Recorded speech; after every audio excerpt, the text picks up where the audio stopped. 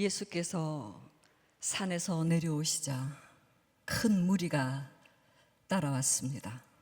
그때 한 나병 환자가 다가와 예수 앞에 무릎을 꿇고 말했습니다. 주님, 원하신다면 저를 깨끗게 하실 수 있습니다. 예수께서는 손을 내밀어 그 사람에게 대시며 말씀하셨습니다. 내가 원한다.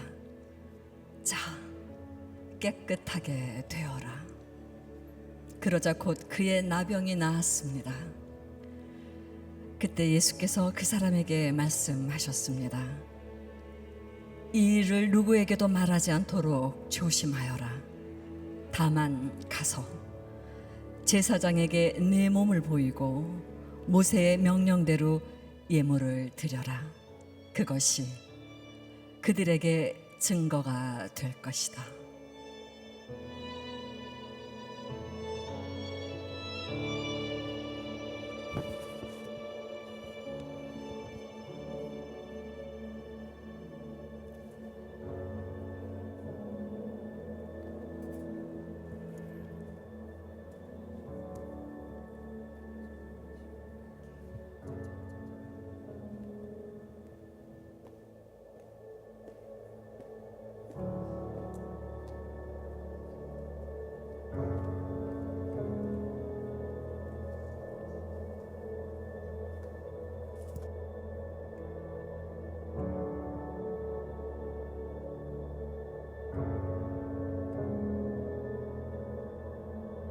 예수께서 산에서 내려오시니 허다한 무리가 쫓으니라. 한 문둥병자가 나와 절하고 가로되, 주여, 원하시면 저를 깨끗게 하실 수 있습니다. 예수께서 손을 내밀어 그에게 대시며 그에게 손을 대시며 말씀하십니다. 내가 원하노니 깨끗함을 받으라.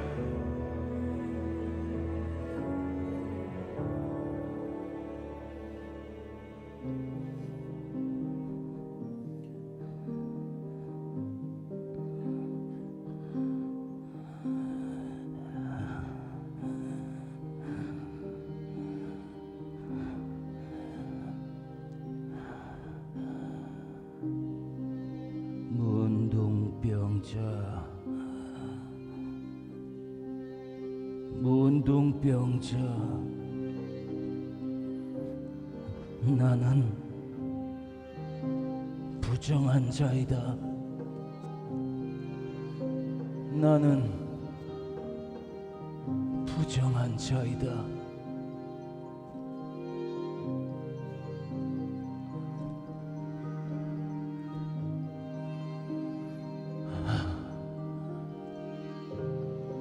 내 기억에서 결코 지울 수 없는 한 날이 있다.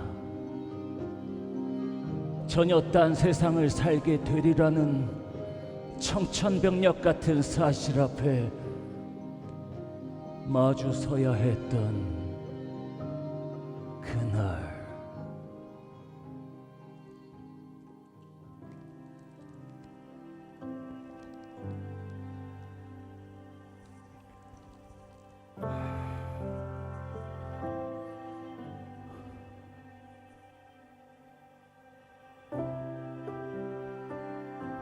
어느 해 오늘도 어김없이 칼과 낫을 만들고 추수철 주문이 많아 더 바쁜 하루였다. 사랑하는 나의 아내와 나의 딸은 내가 빨리 일이 끝나기만을 기다린다. 오늘 함께 하기로 한 나들이를 기대하고 있다. 나의 아내, 그리고 나의 딸.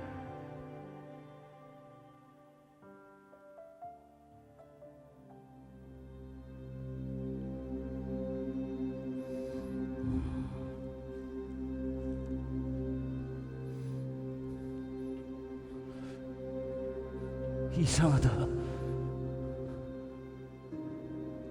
손가락 끝 감각이 느껴지질 않는다. 처음엔 한 손가락이, 그러다 점차 다른 손가락도 그랬다.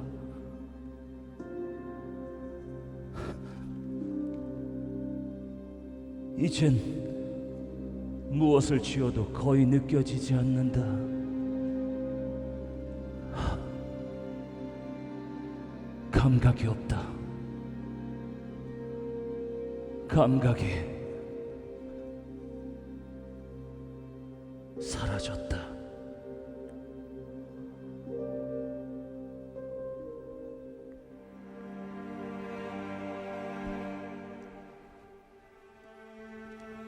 아내는 내 뒤에 있었다.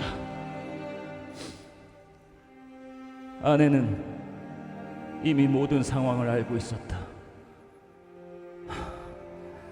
내 등 뒤 아내의 작은 흐느낌이 들린다.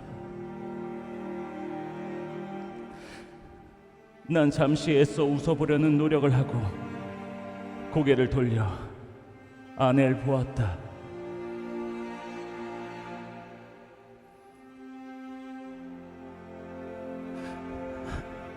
아내의 젖은 눈,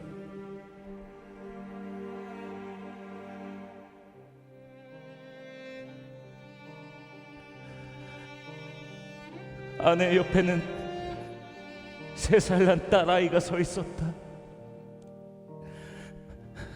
난 몸을 구부려 딸아이의 얼굴을 쳐다보고 아직은 온전한 손으로 말없이 뺨을 어루만져 주었다. 그것이 우리의 마지막 접촉이 될 것이다.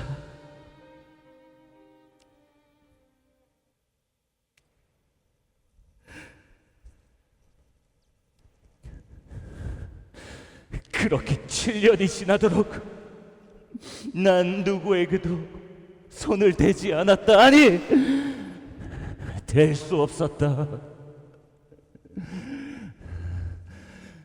누가 나의 삶을 절벽 아래로 던져버렸나? 왜?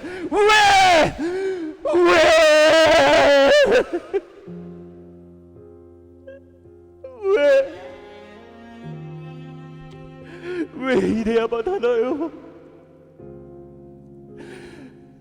난 그저 힘없는 사람일 뿐입니다. 나를 버리시니요, 나를 절벽으로 던지시니요, 날 살려주소서, 나를 살게 하소서. 나의 아내와 딸이 보고 싶습니다.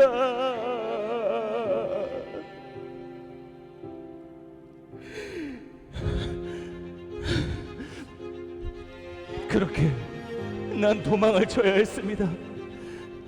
내게 온 이 저주가 나의 가족에게 흘러가지 않게 내 삶을 스스로 버리는 게 나의 가족을 위해 내가 할 수 있는 유일한 것이었습니다. 당신들에게 흔해 빠진 뒤 서로의 손을 마주고 정겹게 이름을 부르고 사랑하는 이와의 입맞춤까지 나의 삶 속에선 이제 사라져버린 순간들이다. 난 누구와도 접촉해서는 안 될 사람, 아무도 만나서는 안 될 사람, 그게 나다.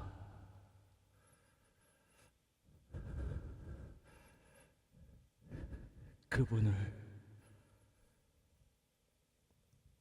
만나기 전까지.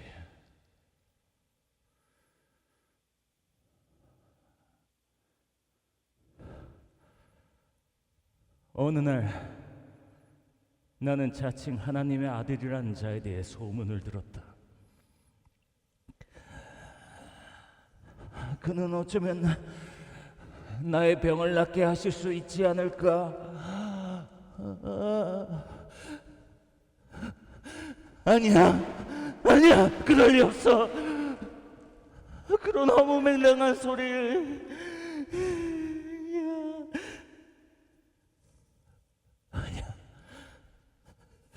아니야. 그저 왜 내가 이렇게 살아야만 하는지 그 이유라도 알게 해주시지 않을까. 그것만 알아도 더 이상 미련을 갖지 않겠어.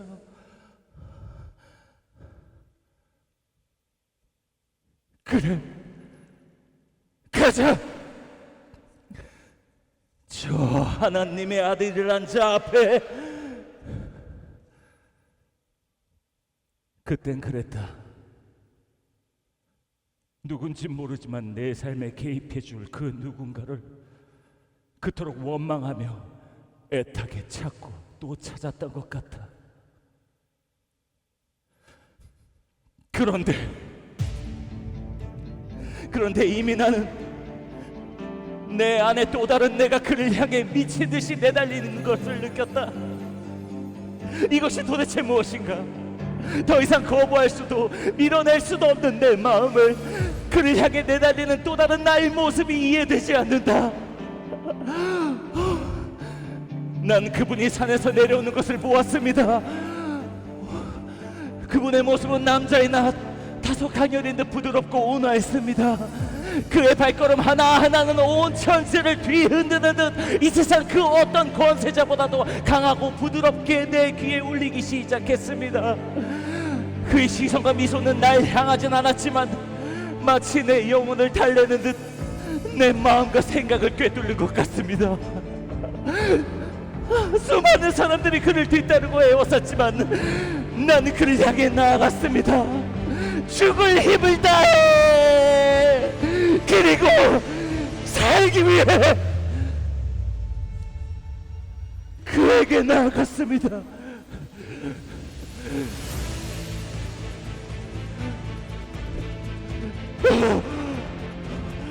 그리고 그의 앞에 섰습니다. 그리고 보았습니다. 그의 눈에 모든 것을 담고 있었습니다. 난 그분을 보았습니다. 그 눈 속에 무엇이 담겨 있는지를요. 나의 처지도 끓어오르던 원망과 분노도 아무것도 아님을 알았습니다. 나의 절망은 한순간에 부스러기 먼지가 되었습니다.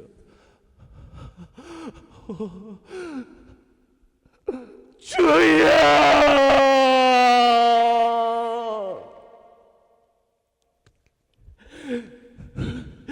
주여, 주여, 원하시면 저를 깨끗게 하실 수 있나이다. 원하시면 저를 깨끗게 하실 수 있으십니다.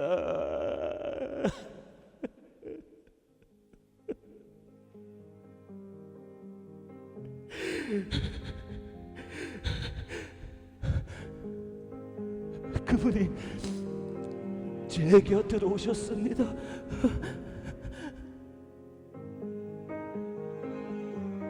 그리고 제 몸에 손을 대셨습니다. 날 만지셨습니다. 당신은 어쩌여 날 만지십니까? 나는 부정한 자입니다. 날 만질 수 없는 분이 나를 만졌습니다. 난 만날 수 없는 분을 만났습니다. 나를 구원하셨습니다. 그리고 제게 말씀하셨습니다. 내가 원하노니 깨끗함을 받으라.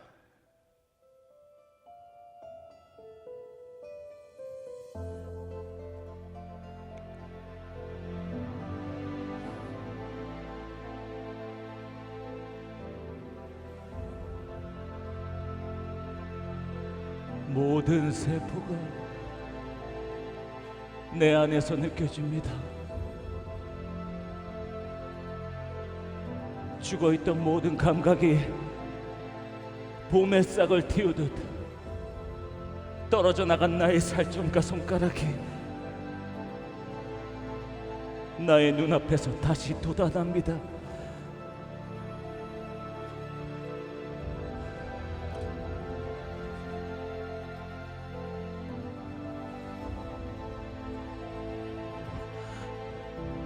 더러운 내 몸에 손을 댄 당신을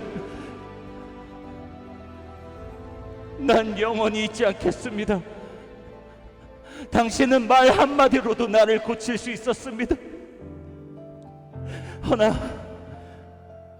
당신은 나의 이 썩은 육체보다 더 망가진 나의 영혼을 먼저 보셨습니다.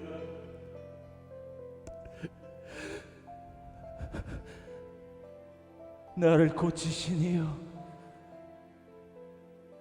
나를 만지신 주여.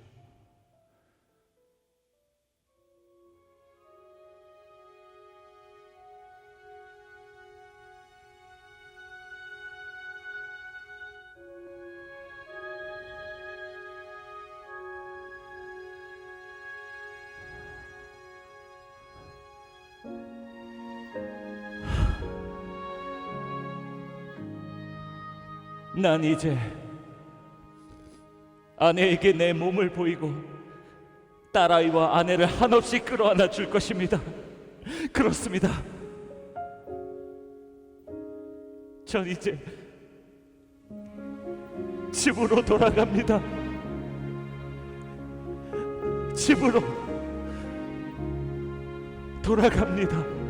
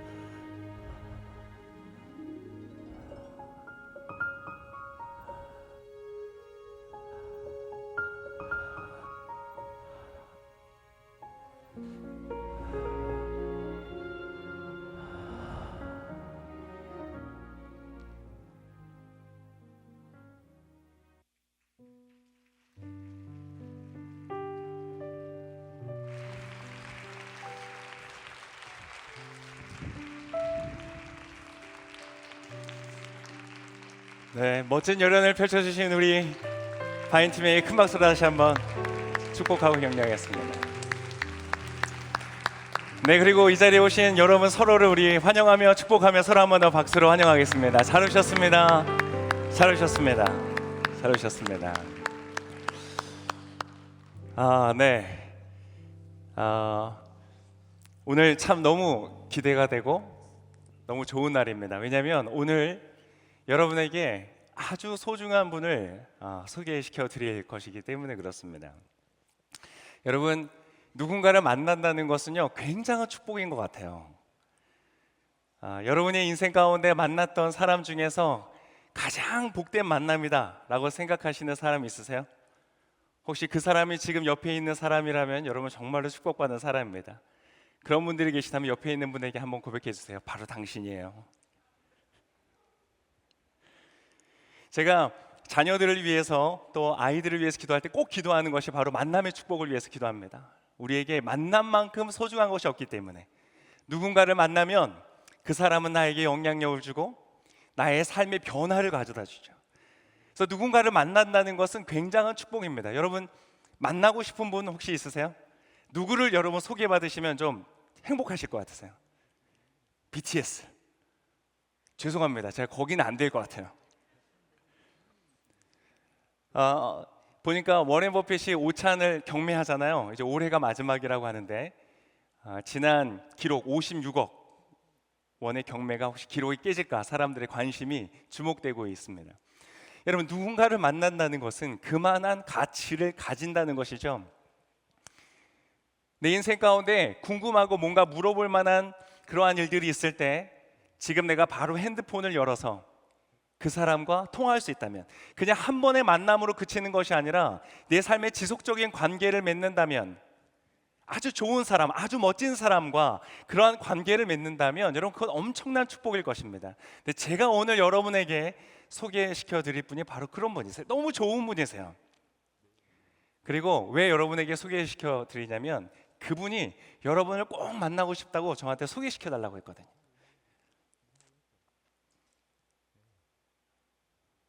너무 뻔하게 목사님, 그래도 다 알아요. 그 다음 무슨 말 하시지. 네. 바로 오늘 제가 여러분에게 소개시켜 드릴 분은 제 인생 가운데 너무나 가장 소중한, 그 어떠한 것과도 바꿀 수 없는 가장 소중한 분이시기 때문에 오늘 너무 기대가 됩니다. 여러분에게 바로 소개시켜 드릴 분이 예수 그리스도라는 분이십니다.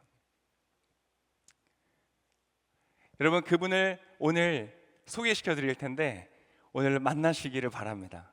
여러분의 핸드폰에 전화번호 저장하시고 여러분의 인생 가운데 내일 아침부터 그분에게 전화를 걸고 그분과 한번 대화를 나눠보시면 좋을 것 같습니다. 여러분, 그분을 만나면요 여러분의 삶이 달라집니다. 누군가를 만나면 그 사람에 의해서 내 삶이 달라지잖아요. 여러분, 예수님을 만나잖아요. 그러면 일단 내가 어디에 돈을 쓰는지가 달라집니다. 내 돈을 쓰는 것이 달라지기 때문에 여러분의 가계부가 달라져요. 그리고 여러분의 스케줄러가 달라집니다. 여러분의 시간을 쓰는 것이 달라질 거예요. 왜냐하면 여러분의 인생에 가지고 있는 가치체계 자체가 그분과 만나면서 완전히 바뀔 것이기 때문에 그래요. 근데 여러분, 그것은 굉장히 좋은 변화입니다. 굉장히 멋진 변화가 될 거예요. 왜냐하면 예수님은요 굉장히 좋은 분이거든요. 예수님은 어떤 분이냐면 99마리의 양들이 있는데 그 양들로 만족하는 것이 아니라 잃어버린, 길을 잃고 헤매이는 한 어린 양을 위해서 이 모든 것들은 두고 그 양을 향해서 쫓아가는, 즉 약하고 소외된 사람들을 그냥 가볍게 치부하지 않고 그것을 끝까지 돌보시는 분이시기 때문에 그래요. 그래서 굉장히 좋으세요. 왼쪽을 때리면, 왼뺨을 때리면 오른뺨을 대라고 가르치시는 분이세요. 그분의 힘이 없어서, 약해서 그렇게 당하는 것이 아니라 너무나 강하지만 그분은 타인의 그러한 실수와 잘못들도 수용할 수 있고 포용하실 수 있는 분이시기 때문에 그래요. 그렇지만 그분은 만만한 분이 아닙니다. 그분은 의로움과 공정함과 정의로움을 위해서는요 한 발자국도 양보하지 않으시는 굉장히 용기 있는 분이세요. 너무나 부드럽지만 너무나 강하신 분, 그분을 만나면 우리의 삶에는요 굉장한 변화들이 있게 된다는 것입니다. 여러분, 그분을 꼭 만나실 수 있기를 바랍니다. 제가 오늘 이제 이 한 달 동안 예수님에 대해서 이야기를 나눌 텐데요, 오늘은 이 나병 환자를 치유하시는 사건을 통해서 여러분에게 예수님에 대해서 세 가지를 소개를 좀 시켜드리려고 합니다.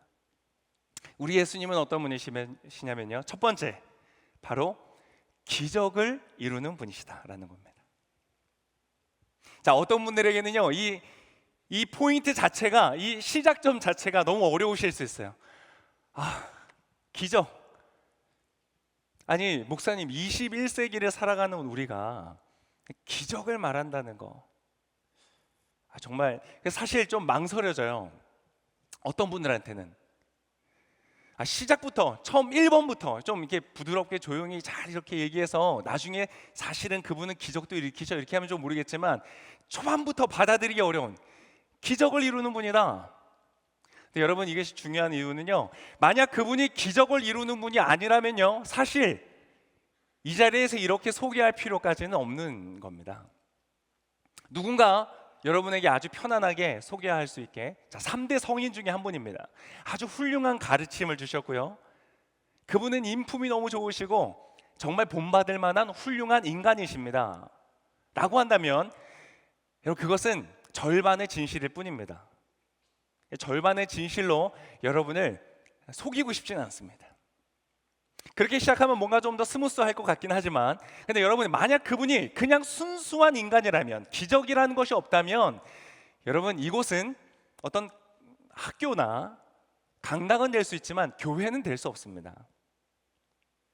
제가 지금 하는 것도 어떤 그냥 들어볼 만한 강연은 될 수 있겠지만 그것이 설교가 될 수는 없습니다. 그분이 기적을 이루는 분이 아니라면 여러분 그렇게 우리가 믿고 따를 만한 분은 아닌 겁니다. 그런데 여러분 그분 스스로가요 뭐라고 했냐면 나는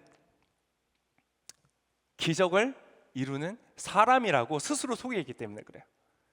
여러분 만약 예수님이 정말로 인품이 훌륭하고 정말 본받고 따를 만한 그러한 교훈을 가르치시는 분이라면 우리가 그분이 말하신 기적을 이룬다는 것도 받아들여야 되지 않을까요? 아 근데 기적을 이룬다는 건 내가 받아들일 수 없어 라고 한다면 그분을 분명히 스스로 기적을 이룬다고 말한 그분을 훌륭한 인간이라고 말하기는 어려울 거예요. 왜냐하면 그건 가짜일 테니까, 거짓말일 테니까요. 근데 분명 우린 고백합니다. 최근에 많은 사람들한테 불려졌던 노래 찬양 중에 하나가 뭐냐면 웨이메이커라는 찬양이 있어요. 제가 그 찬양을 너무 좋아했어요. 근데 거기서 이 예수님을 소개하는데요 몇 가지를 얘기합니다. 웨이메이커, 미러클 워커, 프로미스 키퍼, 라이트 오브 더 다크니스 이런 쭉 묘사가 나오고요. 굉장히 좋은 묘사들을 하면서 마지막에 My God, that is who you are. 나의 하나님이십니다 라고 고백하는 거예요. 이 교회는요 훌륭하고 좋은 인품의 스승의 가르침을 가르치는 곳이 아닙니다. 이곳은요 신이신 예수님을 믿는 곳이에요. 그래서 그분에 대해서 얘기할 때 이것을 분명하게 여러분에게 말씀을 드려야 될 것 같아요. 그분은요 My God, 하나님이시라는 거예요. 그분의 아까 말했던 특징 중에 미러클 워커, 그분은 기적을 이루시는 분이십니다. 여러분 생각해 보세요. 만약 이게 진짜라면 여러분 엄청난 일이 일어납니다. 이게 진짜라면 무슨 의미냐면 바로 기적은 어제도 일어났고요 지금도 일어나고 있고 앞으로도 일어날 것을 말하는 거예요. 어디예요? 지금 이곳에 앉아있는 바로 여러분의 삶에 기적이 나타난다는 것입니다. 여러분 기적이 나타날 것입니다. 목사님 21세기에 아마 21세기에 무슨 기적이냐라고 말하는 분들은 아마 21세기라는 것을 어떻게 정의하냐면 어떤 과학적인 세상이다라고 정의하기 때문에 그러실 거예요. 근데 여러분 과학은요 그 한계가 명확한 그 학문입니다. 그것은 눈에 보이고 손으로 만져지고 관측이 가능하고 반복적인 실험을 통해서 증명해낼 수 있는 것을 탐구하는 것이 과학이에요. 즉 하나님의 영역과 기적의 영역이라는 것은요 사실 과학으로 탐구할 수 있는 것은 아닙니다. 만약에 어떤 과학적인 결과로서 과학자가 신은 없다라고 말하면요 그 결과는요 그 말은 과학적이지 않은 말이 되는 거예요. 왜냐하면 과학으로 증명할 수 있는 것이 아니기 때문에 그래요. 신이 있다는 것, 기적이 있다는 것도 과학으로서 증명할 수 없는 것처럼 신이 없다는 것과 기적이 일어나지 않는다는 것도 과학으로서 증명할 수 없는 거예요. 그래서 여러분 기적이 있다는 것을 믿는 것이 비이성적인 것이 아니고요 기적이라는 것이 없다고 믿는 것이 과학적인 것이 아니라는 거예요. 만약 누군가가 기적이란 없다, 신이란 없다라고 말하고 있으면 그 사람은 과학적인 결론을 말하고 있는 것이 아니라 자신이 믿는 바를 말하고 있는 것이라는 거예요. 그래서 여러분 그런 부분에서는 조금 너무 부담 갖지 않으시고 조금 마음을 내려놓은 그런 분이 계시다면 또 심지어 교회를 다니지만 나는 기적까지는 아니고요 그냥 예수님의 좋은 가르침, 이웃 사랑하면서 살고 사회에 아름다운 변화를 주고 전 이런 거 따라가겠습니다 라는 분들도 여러분 오늘은 한번 내려놔 보세요. 기적은 일어난다니까요. 여러분 지금도요 기적은 일어나요. 많은 사례들이 있어요. 제가 어떤 우리 오늘의 교회에서 사역하시던 분의 이야기를 들었어요. 그분도 목사님이 됐는데요 그분은 원래 반기독교인이었대요. 기독교가 너무 싫었대요. 근데 어느 날 다친 거예요. 팔을 다치고는. 근데 너무 약간 이제 술도 좀 마시고 근데 외롭고 뭐 갈 데도 없고 그래서 교회를 왔다는 거예요. 지금 여러분 앉아 계신 이 교회에 앉아 있는데 그 교회에서 어떤 분이 그런 얘기를 하셨다는 거예요. 오늘 팔 다치신 분이 있는데 하나님께서 당신을 고쳐주셨습니다. 팔 다친 분이 앉아가지고 또 무슨 거짓말 저렇게 하냐. 근데 진짜 팔이 나았다는 거예요. 자기 팔이. 그래서 목사님이 되셨어요. 여러분, 그것은 비이성적인 판단이 아닙니다. 그 미국의 어떤 교수님이요, 이걸 가지고 기적을 연구를 해서 책을 냈어요. 1000페이지가 넘는 책을 냈는데요. 이분은 신학 박사이신 분이지만 그 휘튼 대학에서 한 교수님이 이 사람은 100년에 한 번 나올까 한 그러한 학자다라고 평했던 분이에요. 그런 굉장한 논리를 가지고 박사가 되고 교수가 되신 분이 기적을 연구하고 책을 냈어요. 여러분, 지금도 기적은 일어나고 있다는 거예요.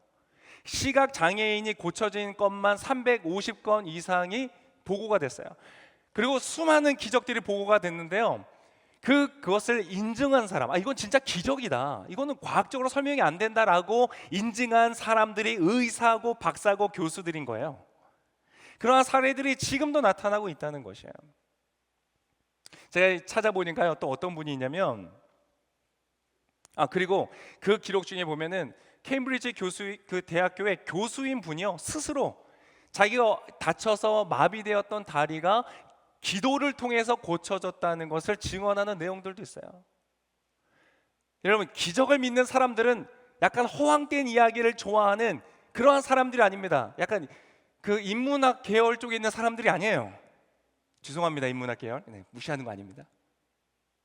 그러나 약간 비과학적 사고를 통해서 나타나는 것이 아닙니다. 제가 찾다 보니까요, 어떤 목사님 계시냐면 두웨인 밀러라는 목사님이 계세요. 근데 이분도요, 기적을 경험했는데 참 재미있더라고요. 이분이 그 성대의 신경이 고장이 난 거예요. 파괴가 돼서 갑자기 어느 날부터 목소리가 목소리가 안 나와요. 이렇게 된 거예요.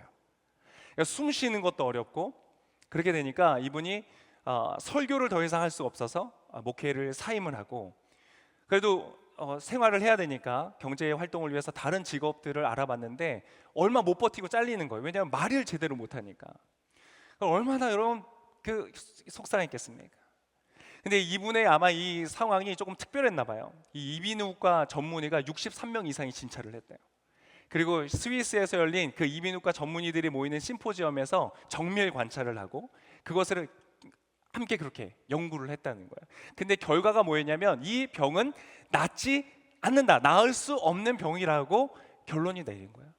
그래서 수년간을 이 병으로 인하여서 이분이 너무 고통을 받고 좌절하고 절망하는 그런 시간들을 가졌다는 거예요. 여러분, 우리가 기적하면 굉장히 쉽게 생각하실 수 있는데요, 여러분, 기적이라는 것은요, 그 안에요 어떠한 누군가의 너무나 절박하고 소중한 스토리가 담겨 있거든요. 우리는 기적하면 와 기적이야 라고 말하지만 사실 그 안에는 누군가의 정말 바꿀 수 없는 소중한 삶의 이야기가 같이 있어요. 우리가 아까 본 것처럼 이분도요, 그 상황 속에서 그의 삶의 희망을 잃어버리고 너무나 고통스러운 시간을 보냈다는 거예요. 그런데 어느 날 한 성경 공부하는 팀에서 이분한테 강연을 부탁을 했대요. 좀 와서 가르쳐 주세요. 근데 이분이 나는 목소리도 안 나오고 그래서 가르치기 어렵다 그랬더니 저희가 그래도 괜찮습니다, 꼭 와주십시오. 그래서 특수 마이크를 가지고 증폭을 시켜서 이렇게 하는 거를 강의를 이제 들었던 거예요. 근데 그 강의를 하는 도중에요, 그때 마침 그 강의가 어디였냐면 시편 103편이었는데 그 시편 103편에 나왔던 이야기 중에 하나가 무엇이냐면 하나님은 우리의 병을 고치시는 분이다라는 본문이 나와 있는 거예요. 목사님이 이것을 이 하나님은 병을 고치신다는 이야기를 하는데 자기 병은 어때요? 그대로거든요. 가르치면서도 내가 이걸 왜 가르치나? 그리고 그 본문 안에 하나님께서 나를 구덩이에서 건지십니다 라는 그러한 고백이 있는 것을 읽으면서 가르치는 가운데에 놀라운 일이 일어났어요.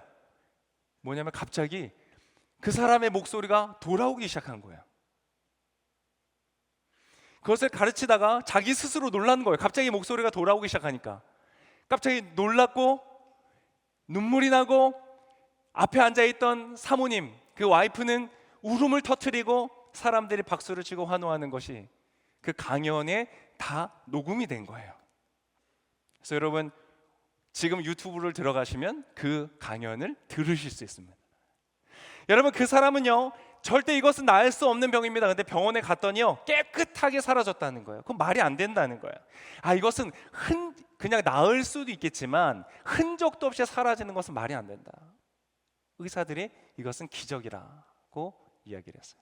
여러분 기적은 지금도 일어난다는 거예요. 어떤 낙도 선교에서의 책이 냈는데 우리나라 책에는 이런 내용도 있어요. 어떤 신학생들이 여름에 아울리치를 갔어요. 근데 이 마을 사람들이 싫어하는 거예요. 옷 들어오지 마라, 부정탄다. 그래서 마을 바깥에다가 차려놓고, 오늘 바깥에 여러분 못 보셨죠? 공원에 어린이날이라고 막 놀이기구 태워놓고 아이들이 너무 재밌게 놀았어요. 그런 것처럼 바깥에다가 이렇게 차려놓고 아이들을 초대한 거예요. 근데 아이들이 막 즐겁게 놀다가 이분들이 마을 사람들에게도 복음을 좀 전해야 돼. 그리고 아이들을 데리고 이제 어른들이 앉아 있는 곳으로 가는 거예요. 가가지고 아이들한테 가르치듯이, 야 얘들아, 하나님은 전능하신 분이란다, 능치 못함이 없는 분이란다, 막 가르친 거예요. 어른들 들으라고. 근데 마침 그때요 그 대청마루에서 누워서 주무시던 할아버지들 중에 한 분이 갑자기 벌떡 일어나시더니 부르시더래요. 어이 자네들이 와. 그래? 하나님이 전능하신 분이야? 그러면 내가 한쪽 다리가 태어날 때부터 소아마비여가지고 내가 한 번도 걷지를 못했는데 이 다리 좀 고쳐봐. 그 얘기를 한 거예요. 어떻게 했을까요? 다들 극심한 불안감 가운데. 근데 팀장님이 나름 그래도 그때 약간 그 무모한 믿음을 가지셨어요. 그래서 그래, 하나님이 고쳐주지 않겠냐, 우리가 같이 기도해보자. 그리고 다리에 모든 팀들이 손을 얹고요 기도를 하기 시작한 거예요. 하나님 이 다리 고쳐주세요. 소아마비 때문에 한 번도 걷지 못했대요. 고쳐주세요, 고쳐주세요. 그리고 팀장님이 믿음이 생기는 거예요. 그래서 하나님께서 고치실 줄을 믿습니다. 하나님 이미 고치셨습니다. 예수님의 이름으로 기도합니다. 아멘. 아멘. 딱 눈을 딱 떴어요. 어떻게 됐을까요?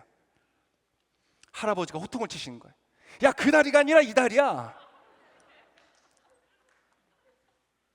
그래도 우리의 용감한 팀장님은 굴하지 않고, 자, 다시 이쪽 다리를 위해서 기도합시다. 주님, 이쪽 다리랍니다. 고쳐주십시오. 어떻게 됐을까요? 다리가 고쳐졌다는 거예요. 할아버지가요 뛰면서요, 내 다리가 걷는다, 내 다리가 뛴다 하고 그 마을에 있는 사람은 어떻게 됐을까요? 다 예수님을 믿는, 다 교회를 다니게 되는 그러한 일들이 있었다는 것이 그들의 책에 보고가 되어 있습니다. 여러분 지금도요 일어납니다. 기적은 일어나요. 여러분, 그래서 여러분 제가 오늘 말씀드리고 싶습니다. 하나님께서, 예수님께서 저를 통해서 여러분들에게 꼭 부탁하시는 말씀이었어요. 여러분, 기적을 기대하세요. 여러분의 삶에 기적이 일어납니다. 왜냐하면 그분은 진리이시기 때문에, 제가 지금 말하는 것은 진실이기 때문에, 역사적 사실이며 분명한 약속이며 진리이기 때문에 여러분 기대하시기를 축복합니다. 자, 두 번째는요 첫 번째에 비해서 조금은 더 사실은 굉장히 노멀한 거예요. 예수님께서 뭘 하셨냐면요, 이 병자를 고칠 때 여러분 첫 번째 걸 믿으면 두 번째 거를 조금 믿기 쉬우실 거라고 생각할 수 있지만요, 사실은 되게 평범한 행동인데 사실은 더 믿기 어려운 행동을 하셨어요. 뭐였냐면 바로 아까 연극에서 본 것처럼 예수님이요 이 사람에게 손을 대셨다는 거예요. 여러분, 이게 왜 믿기 어려운 일이냐면, 아까 얘기한 것처럼 이 나병 환자는요 어떠한 존재가 되냐면 부정한 존재가 돼요. 왜냐하면 옛날에는 이러한 의학적인 기술도 없었고 전염을 막을 수 있는 약도 없었잖아요. 그러니까 나병 환자가 퍼지기 시작하면 굉장히 위험할 수 있는 것이죠. 그래서 하나님께서 율법으로 이 나병 환자가 발생이 되면 어떻게 하냐, 격리를 시키게 했습니다. 그래서 이 사람은 그때부터 부정한 자가 되고요, 자신의 모든 사회의 모든 관계로부터 격리가 되어야만 했어요. 그래서 마을 안에 살지 못하고 마을 공동체 바깥에서, 먼 곳에서, 굴 같은 데서 삶을 살아가게 되는 거예요. 그리고 가끔씩 가족이 음식을 준비해서 갖다 주고 돌아오는 거예요. 물론 그 안에는 영적인 의미가 있습니다. 나병은 통증을 느끼지 못해서 나의 관절이 잘려져 나가고 망가져가는 것이죠. 사실 그것은 성경이 말하는 죄의 문제를 말해요. 죄는요 우리의 감각을 마비시켜서 우리의 영혼을 파괴하는 일로 인도하거든요. 그래서 하나님이 어쨌든 그러나 가르침을 주시는 것도 있었어요. 그래서 부정한 존재가 되는 거예요. 그래서 나병이 이제 증상이 발현됐잖아요. 그럼 제사장에 가요. 그 당시엔 제사장이 그런 의사의 역할까지 같이 했기 때문에 증상을 살펴보고 나병이 맞다고 하면 세 가지의 말을 합니다. 뭐냐면 부정하다, 부정하다, 부정하다. 여러분, 이 말은요, 이 말이 하고 나면요 끝이에요. 모든 게 끝이에요. 그의 사랑하는 아내, 그의 사랑하는 남편이 있어도요 손도 잡지 못해요. 앉지도 못해요. 같은 방에서 잠을 잘 수도 없어요. 내가 너무나 아끼고 사랑하는 자녀가 있어도요 그 자녀를 안아줄 수 없어요. 부정한 존재가 되기 때문에, 그들로부터 분리되고 격리되어야만 하기 때문에, 자기가 잘하는 일, 재능이 있는 일, 농사를 잘하든 열매를 잘 따든 양을 잘 치든 그 모든 재능이 있는 일로부터 그는 격리되어야만 해요. 그의 인생은요 끝이 나는 거예요. 그게 바로 부정하다고 말하는 것이에요. 그러면요 그 사람은 들어오면 안 되고, 부정한 사람을 만지는 사람은 부정하게 됩니다. 그래서 절대 만져서는 안 되는 거예요. 여러분, 예수님은요 이스라엘의 선생입니다. 랍비예요. 지금 많은 사람들에게 가르치고 있는 이스라엘에 있는 사람이에요. 그런데 이 예수님이 부정한 사람에게 손을 댄다는 것은요 그 사회 속에서요 있을 수가 없는 일이에요. 있어서는 안 되는 일인 거예요. 근데 여러분, 예수님 왜 손을 대셨을까요? 사실은요 이것은요 이 치료에 있어서 전혀 불필요한 행동이었어요. 왜냐하면 예수님은요 안 돼도 치유하실 수 있는 분이었거든요. 실예로 가버나움이라는 지역에서 한 고위 관직에 있는 정치인이 예수님을 찾아왔어요. 소문을 듣고, 예수님, 제 아들이 지금 죽게 됐습니다. 제 아들을 좀 고쳐주십시오. 예수님이 뭐라고 하셨는지 알아요? 그래, 돌아가라. 내 애가 낫다. 그랬어요. 보지도 않았어요. 만지기는커녕 그 아이를 보지도 않았어요. 이거 완전 원격 치료예요. 그냥 가라. 애가 나았다. 그랬는데 이 사람이요 믿음이 생겼던 것 같아요. 믿고 돌아가는데 그 길 가운데 신하들을 만났고요. 그때 깨닫게 돼요. 아이가 열이 떨어지기 시작하면서 괜찮아졌다는 거예요. 언제부터? 예수님이 가라, 내 아이가 나았다라고 말하는 그 시간대쯤부터 아이가 나았다는 것을 경험한 거예요. 즉 예수님은 오늘 이 나병 환자를 고치시기 위해서 굳이 그에게 손을 댈 필요가 전혀 없었다는 거예요. 근데 여러분, 왜 예수님은 부정한 사람에게, 만져서는 안 되는 사람에게 손을 대었을까요? 굳이 필요 없는 행위를. 여러분, 이것을 관점을 조금 바꿔서 보면요, 이 나병 환자의 관점에서 볼 수 있어요. 예수님은 그런 평소에 부정한 걸 많이 만지셨냐? 아니에요. 예수님은 삼겹살 못 드십니다. 보쌈 못 드세요. 돼지가 부정한 짐승이거든요. 웃자고 한 얘기였습니다. 네. 예수님은 한 번도 그의 평생에 부정한 것에 손을 대보신 적이 없어요. 이때까지는. 바로 이때 손을 대신 거예요. 왜 되었느냐? 나병 환자의 관점에서 보는 거예요. 그는 부정하다, 부정하다, 부정하다라는 그 말 한마디로 모든 것을 잃었어요. 더 이상 누구도 만질 수 없는 사람이 되었잖아요. 그것이 몇 년이 지난지 몰라요. 그의 부정하다는 선언은 그의 고립을 말하는 것이고 그의 외로움을 말하는 것이에요. 예수님이 그에게 손을 댈 때에 그 손을 대었던 것은 어떠한 의미를 갖느냐? 얘야, 내가 원하면 너가 나을 수 있다고? 나는 원하는 정도가 아니야. 나는 너가 가지고 있는 그 외로움과 그 고립된 아픔을 안다 라는 공감의 메시지인 거예요. 내가 너와 함께 하겠다는 메시지인 거예요.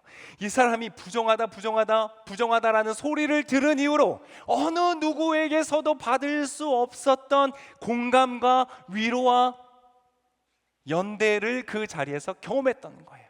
나병 환자에게 있어서는 이 손을 대는 행위가 불필요한 행위가 아니라 절실하게 필요했던 행위라는 것입니다. 그리고 그는 깨끗함을 낳았어요. 예수님이 어떻게 그것을 아실까요? 어떻게 부정한 자의 마음을 아실까요? 사실요, 그 이후로 돌아가면 예수님이요, 그 스스로가 죄인이 되어서, 부정한 자가 되어서 십자가에서 처절하게 혼자 죽으셔야만 했거든요. 어느 누구도 그의 고통을 감해줄 수 없었고, 어느 누구도 그의 채찍을 함께 할 수 없었고, 홀로 채찍을 맞고 십자가에 피 흘려 숨이 끊어지는 그 순간까지 부정한 자로서 혼자 그 모든 일들을 감당하셔야 했기 때문에 그래요. 예수님은 나병 환자의 절망을 아셨던 거예요. 여러분, 이것이 우리에게 주는 소망은 뭔지 아세요? 예수님은요, 여러분을 아신다는 거예요. 때때로요, 우리의 안에는요, 어느 누구에게도 보여줄 수 없는 부정함이 있어요. 어느 누구에게도 나타낼 수 없는 문둥병과 같이, 옛날에 문둥병이라고 불렀죠. 나병, 혹은 우리나라에서는 천형이라고도 불렀대요. 하늘에서 내린 별이다, 저주다, 이렇게 말했대요. 그러한 어두움이 우리 안에 있다는 것이죠. 아무에게도 보여줄 수 없어요. 부모에게도, 자녀에게도, 아내에게도, 친구에게도, 어느에게, 누구에게도 보여줄 수 없는 그것을요, 예수님은요 아신다는 거예요. 그리고 아실 뿐만 아니라 기꺼이 그 부정함에 주님은 손을 대신다는 거예요. 내가 그것을 안다, 내가 그것을 이해한다, 내가 바로 그것을 위하여 왔다고 손을 얹어주신다는 거예요. 여러분, 오늘 제가 소개시켜 드릴 예수님은요, 여러분의 삶에 가까이 가셔서 여러분이 가장 부끄럽다고 느껴지는 곳까지도 아무런 어떤 비웃음이나 어떤 평가나 어떤 판단 없이 여러분 있는 모습 그대로 받아주시는 그러한 분이시라는 거예요. 그분은 내 인생에 한없는 나락으로 떨어져 있을 때, 좌절하고 절망하고 실망하여서 어느 누구에게도 내 얼굴을 보여주고 싶지 않을 때, 혼자 방에 틀어박혀서 혼술을 하고 혼자 틀어박혀서 눈물을 흘리고 삶을 저주하는 그 순간에도요, 주님은 바로 그 자리에 기꺼이 나와 함께 있기를 불편해하지 않으시는 분이시라는 거예요. 여러분, 멋지지 않으세요? 이것이 진짜라면, 이것이 진짜 진실이고 사실이라면 여러분, 그분 만나고 싶지 않으세요? 그분은 기적을 이루실 능력을 가지신 분일 뿐만 아니라 나의 그 약함까지도, 그 강한 능력이 있으시면서도 그 약함 가운데 있는 나를 이해하시고 공감하시고 함께 그 자리에 앉아주시는 분이시다. 여러분, 저는 여러분이 꼭 그분을 만나시길 바라요. 이 나병 환자는요, 그것까지는 기대하지 않았을 것 같아요. 주님 원하신다면 저를 다 깨끗하게 해줄 수 있습니다. 혹시 주님 원하시는지 안 원하시는지 제가 잘 모르겠지만, 여러분, 그 말마저도요 예수님께서 들어주셨어요. 여러분, 어떠한 가정법도 괜찮습니다. 제가 여러분 오늘 도전합니다. 혹시 아직 예수님을 잘 모르고 예수님을 경험하지 못했고 예수님을 잘 모르는 분이 있다면 오늘 한번 도전해 보시길 바라요. 어떠한 가정법도 괜찮습니다. 주님 정말 원하시면, 혹시 날 사랑하신다면, 정말 이 말씀처럼, 아니면 주님 정말 계시다면, 살아 계시다면, 어떠한 가정법도 괜찮습니다. 여러분, 여러분의 그것을 가지고 주님께 한번 나가보지 않으시겠어요? 여러분, 오늘 이 사건은요 굉장히 이상한 사건이에요. 왜냐하면 이 사람은요 부정한 사람이기 때문에 많은 사람들이 모여 있는데 나오면 안 되는 사람이었어요. 사실 금기를 먼저 어긴 것은 예수님도 어기셨지만 이 사람도 어겼어요. 여러분, 때때로요 우리는 정말 우리의 삶의 소망이 되고 희망이 되는 치유자이고 기적을 베푸시는 예수님을 만나기 위해서 때때로는요 금기를 어겨야 될 때도 있어요. 모든 금기하는 것을 금기하라, 이러한 말은 이럴 때 쓰는 거예요. 엉뚱한 데 쓰는 게 아니고. 어떤 사람들은요 목사님 죄가 많아서 교회를 못 가요. 잘못 이해하고 있는 거예요. 죄가 많기 때문에 오는 거예요. 여러분, 예수님은요 여러분을 기꺼이 만나실 것입니다. 마지막으로 세 번째, 여러분 이것은요 사실 가장 이해하기 어려운 부분입니다. 뭐냐면 예수님이 고치시고 나서 이렇게 얘기하셨어요. 자, 한번 읽어볼까요? 오늘 본문에 여러분이 자막도 있을 것이고 여러분의 주보에 있습니다. 4절의 말씀이에요. 다 고치신 다음에 4절에 예수님께서 그 사람에게 이렇게 말씀하십니다. 같이 읽겠습니다. 시작. 그때 예수께서 그 사람에게 말씀하셨습니다. 이 일을 누구에게도 말하지 않도록 조심하여라. 다만 가서 제사장에게 내 몸을 보이고 모세의 명령대로 예물을 드려라. 그것이 그들에게 증거가 될 것이다.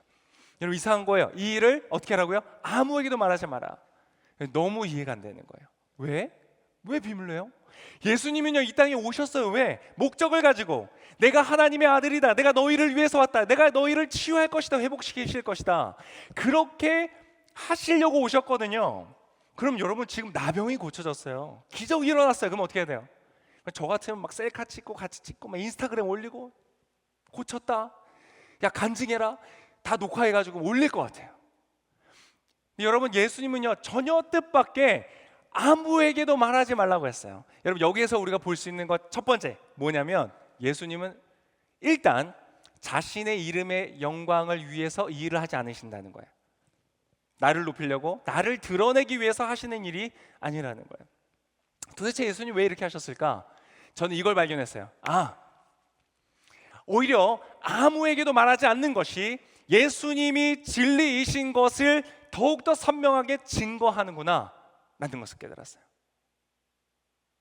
이것이 진리니까 다 들어라 그리고 막 하면 좋겠지만, 오히려 그렇게 하지 않고 비밀스럽게 아무에게도 않고 그 사람의 깨끗하여졌음을 인정해 줄 수 있는 사람에게만 그것을 보여주라고 말씀하신 것은 오히려 그분이 진짜라는 것을 보여준다는 것이에요. 여러분 어떤 사람들, 많은 사람들은요, 때때로 우리도요, 내가 말하는 것이 옳다는 것을 인정받기 위해서 많은 사람의 동의를 구할 때가 있습니다. 동의하는 사람을 만날 때까지 얘기하고 다녀요. 그렇죠. 다수의 의견이라는 것은 굉장한 막강한 힘을 갖고 있는 시대를 삽니다. 뭐 민주주의이기도 하고요. 많은 사람들이 보고 많은 사람들이 팔로우하고 하면은 그 자체가 하나의 마케팅이 되고 많은 자본이 모이고 이익이 나고, 그래서 여러분 많은 사람들이 함께 동의하고 같이 즐기고 함께 따라가고 한다는 것은 굉장히 좋은 것을 말해요. 여러분 진리는요 사고 파는 게 아니거든요. 진리는요 많은 사람들이 동의한다고 해서 진리가 되는 게 아니거든요. 진리는 많은 사람들이 부정한다고 해서 진리가 안 되는 것도 아니에요. 진리를 검증하는 것은 대중과 다수의 의견이 아니라는 것이에요. 그래서 예수님은 아셨어요. 그래서 예수님은 많은 사람들의 증언에 스스로를 의지하지 않으셨어요. 많은 사람들이 나를 좀 인정해 주기를 바라지도 않았어요. 왜냐하면 그분 자체가 진짜이기 때문에 그래요. 그래서 오늘 여러분에게 더 명확하게 말씀드릴 수 있는 거예요. 여러분 예수님은 진짜이십니다. 예수님은 진리이세요. 그렇지 않았다면 이렇게 하실 리가 없어요. 최근에 우리 사회는 이상한 포스모더니즘이라는 사상을 끝에 어떤 사람들은 사회 구성주의라고 말하는 굉장히 위험한 사상 속에 가고 있어요. 많은 사람들이 동의해서 이게 진짜라고 말하면 그게 진짜라는 그러한 시대를 살아가고 있어요. 실체라는 것은 우리가 함께 동의해서 결정하는 거야. 굉장히 위험한 사고입니다. 21세기 과학의 시대라는 곳에서 우리는 그러한 생각들을 하면서 살아가요. 젠더 이데올로기가 그 중에 하나예요. 남성과 여성을 분리했던 성염색체의 기준을 다 지우고 그 이상의 성들이 있다고 믿기 시작하고 말하기 시작한 그런, 굉장히 그것만이 굉장히 많은 영역에서 그렇게 얘기합니다. 근데 여러분 진리는 다수의 동의로 결정되어지는 것이 아닙니다. 만약 그렇다면 그것은 더 이상 진리일 수가 없겠죠. 그래서 여러분 오늘 이 말씀을 통해서 여러분에게 아주 은혜롭고 자유롭게 하는 말씀을 여러분에게 드립니다. 오늘 이 예수님의 행위에서 주어지는 메시지는 이것이에요. 여러분, 여러분의 삶의 가치를 다른 사람으로부터 인정받으려고 하지 마세요. 많은 사람들이 여러분의 인생에 박수를 쳐준다고 해서 여러분의 인생이 가치 있고 의미 있는 것이 아닙니다. 많은 사람들이 그것을 몰라준다고 해서 인스타그램에 사진 딱 올렸는데 좋아요가 안 올라가요. 사람들이 관심을 안 가져, 댓글을 안 달아줘. 그래도 여러분의 삶의 가치는 떨어지는 것이 아닙니다. 여러분의 삶의 가치는요 정말 중요하신 진리이신 분 앞에서 여러분 그 가치를 인정받으시기를 바랍니다. 오늘 예수님이 나병 환자에게 말하는 것처럼 야 제사장에게 그것을 인정해 줄 수 있는 그 중요한 사람에게 가서 보여라. 아무에게도 말하지 마라. 여러분 여러분의 인생 가운데 혹시 멋진 계획이 떠오르잖아요. 멋진 아이디어가 떠오르잖아요. 여러분 그것을 모두에게 나누지 마세요. 어떤 사람이 야 그거 아닌 것 같아 라고 여러분의 계획을 방해할지 몰라요. 여러분이 만약 그러한 미래의 계획을, 좋은 아이디어를 가졌다면 여러분 그 가치를 알아줄 수 있는 사람과만 소통하세요. 그게 지혜입니다. 모든 사람들이 지혜롭지 않고요. 모든 사람들이 우리의 미래에 일어날 가능성을 알아볼 수 있는 것도 아니거든요. 여러분, 여러분의 삶의 가치, 여러분의 존재의 가치를 다수에게, 대중에게 맡기지 마시고 여러분의 인생을 향하여서 기꺼이 여러분을 위하여서 오시고 기적을 이루시고 여러분의 모든 연약함 속에서 손을 대시는 예수님께 여러분 들으시기를 축복합니다. 너희는 내가 정말 사랑하는 사람이다. 내가 너를 만나고 싶었다. 내가 원한다. 누구보다 간절하게 내가 원한다. 내가 너를 만나고 싶었다. 내가 너를 깨끗하게 하고 싶었다. 저는 그 예수님의 손끝에 담겨 있을 간절함을 생각합니다.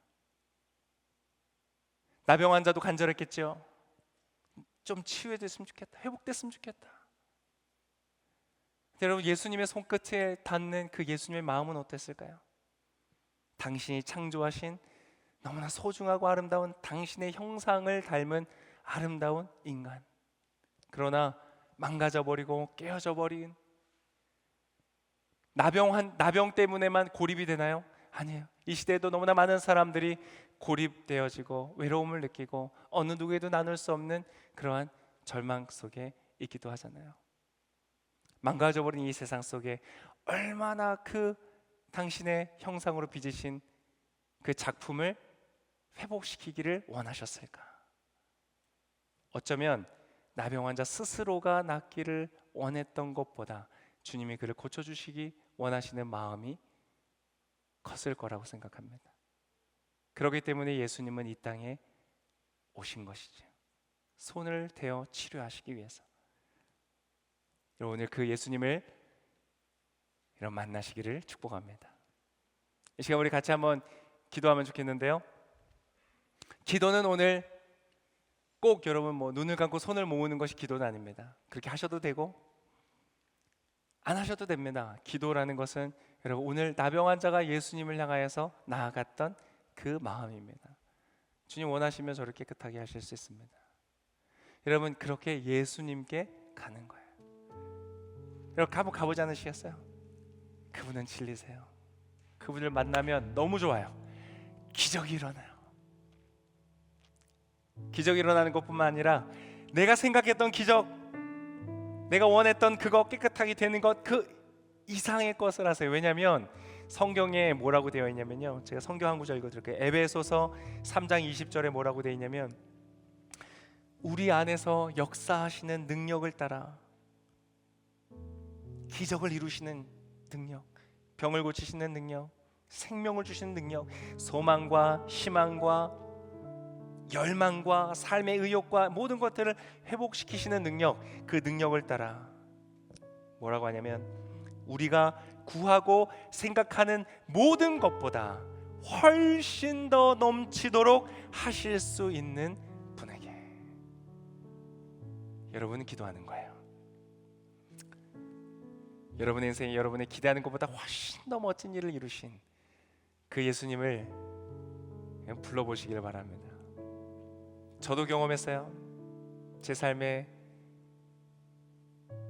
기적을 이루시며 내 삶을 소생시키기 위해서 다시 살리신 주님, 수많은 사람들이 지금도 그것을 경험하고 또 오늘의 교회도 그 경험 속에서 여기까지 왔습니다. 여러분 오늘은 여러분의 차례입니다. 잠시 눈을 감고요. 눈을 감는 이유는 예수님께 집중을 하기 위해서. 예수님 보이지 않는 분이시거든요. 그 시간 한번 같이 기도하면 좋겠습니다. 예수님 원하시면 나를 깨끗하게 하실 수 있습니다. 여러분의 인생 가운데 절실히 필요한 그 기적은 무엇입니까? 여러분 그 기적을 위해서 기도하십시오. 주님께 구하십시오. 너무나 좋으신 예수님께서 여러분의 인생 가운데 말씀하실 것입니다. 손을 대며 말씀하시듯 내가 원하는 깨끗함을 받으라. 시간 잠시 기도하는 시간 갖겠습니다. 같이 기도하겠습니다. 참 좋으신 주님 감사합니다.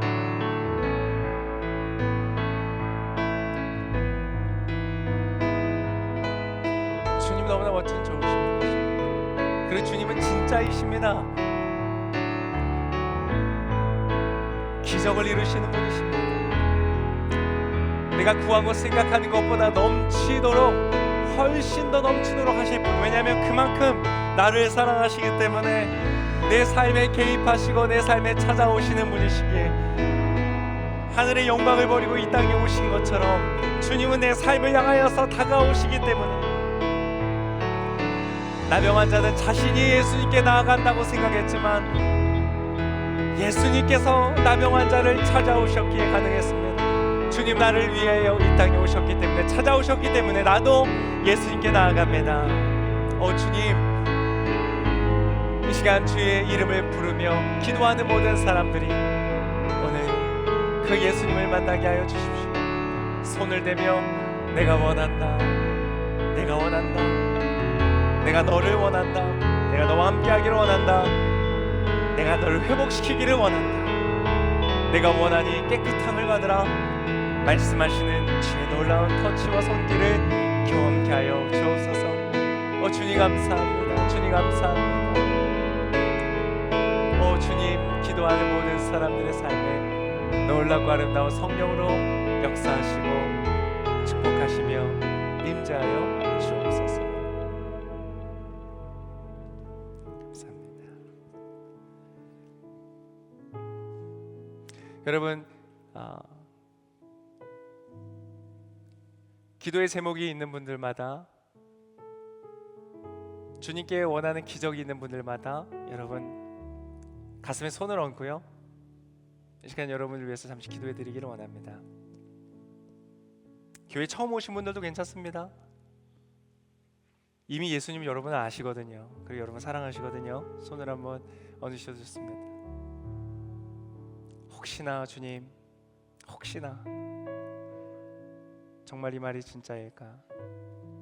하나님 계셔서 온 우주 만물을 창조하셨고 그 목적과 뜻과 의도가 있고, 내 삶은 어쩌다가 굴러먹다가 여기까지 흘러온 것이 아니라 내 삶은 분명한 하나님의 목적과 계획 아래 있었고, 내가 그것을 모르고 나의 뜻대로 망가진 세상 속에 살아왔지만, 그러나 주님 나를 추적해 오시고 나를 따라오시고 나를 찾아오셔서 여기까지 온 것이 사실이라면 예수님 구합니다. 나의 삶을 깨끗게 하여 주십시오. 나의 삶의 나병과 같은 문제를 해결하여 주십시오. 오늘 나병 환자가 가졌던 그 믿음 나에게 주십시오. 해서는 안 되는 일이라고 사람들이 막는 일이었지만, 예수 그리스도를 향한 그 믿음 때문에 멈출 수 없어 부정 환자임에도 불구하고 그 자리 가운데 나왔던 나병 환자처럼 주님을 향하여 큰 소리로 부르면, 주님 원하신다면 나를 깨끗게 하실 수 있습니다 라고 고백할 수 있는 그 믿음을 주십시오. 나병 환자가 소문으로 듣고 가졌던 그 믿음, 이 자리에 있는 분들 있게 하여 주십시오.